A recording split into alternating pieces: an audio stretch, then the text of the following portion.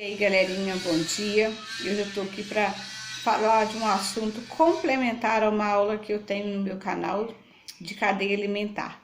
Então, quando a gente fala de cadeia alimentar, eu tenho aqui, já gravei aqui no canal uma aula sobre cadeia alimentar.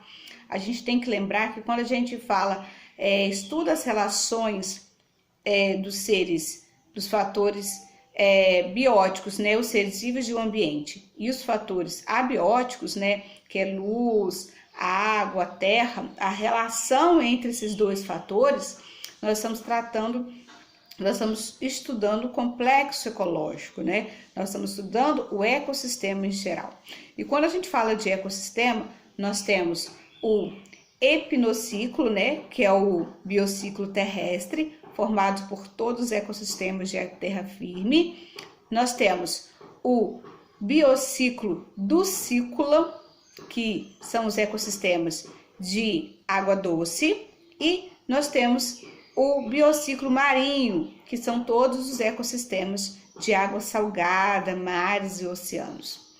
E uma região de transição entre esses ecossistemas, vamos supor, de mata e campo, são chamados de ecotono, né? São os ambientes, os ecossistemas, as áreas de transição entre os ecossistemas. Desculpa a palavra que a tia ecotono. Desculpa a palavra que em biologia tem esses nomes que só Jesus é a nossa causa, né? Então quando a gente fala também de analisa um ecossistema, a gente tem que lembrar que o habitat é o local onde vive uma espécie, né? E o nicho ecológico dessa espécie é o modo de vida e tudo com que essa espécie se relaciona, onde ela vive, o que ela se alimenta, tudo que ela faz no ecossistema, tudo com que ela se relaciona no ambiente. E duas espécies não podem ter o mesmo nicho ecológico, porque vai haver uma competição. E uma espécie, por competir o nicho ecológico com outra, a espécie que sair perdendo, né, ela sair em desvantagem, ela pode ser até extinta. Então, ou ter que migrar para outro local, né? Então, duas espécies não podem ter o mesmo nicho ecológico. É comum, às vezes, né, que espécies diferentes, ou mesmo duas espécies muito parecidas, a gente tem a impressão que elas estão no mesmo nicho ecológico, que elas têm o mesmo nicho ecológico, que elas disputam o mesmo nicho ecológico. Mas muitas vezes não é isso que acontece. Por exemplo, a gente tem animais herbívoros.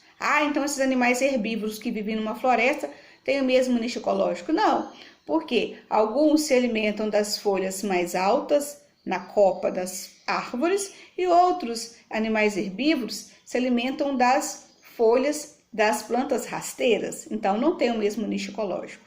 Então não dá para ter nichos ecológicos iguais, idênticos, porque aí vai haver uma competição.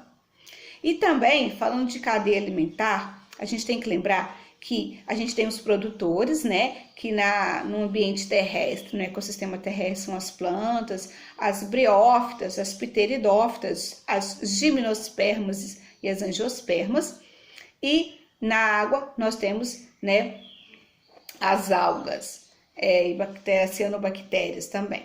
Aí, quando a gente fala então de produtores, a gente tem que lembrar que eles utilizam a energia química do sol, energia luminosa, para produzir a energia química, né? Então, os produtores transformam a energia luminosa em energia química e armazenam essa energia química no interior do corpo deles. Fazendo assim, os produtores conseguem se desenvolver.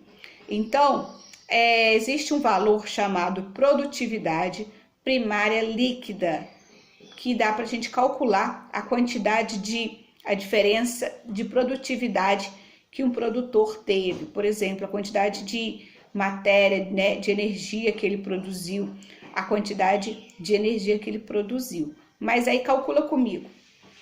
Para você chegar nesse valor da produtividade primária líquida, você vai ter que fazer uma subtração. Você vai pegar a quantidade de energia produzida, vamos supor, em geral, pelaquela planta e diminuir pela quantidade de energia que ele gastou para se desenvolver. Porque, por exemplo, se você pegar uma árvore, a árvore vai fazer fotossíntese e vai pegar energia luminosa e transformar em energia química. Quando ela faz isso, ela consegue, energia.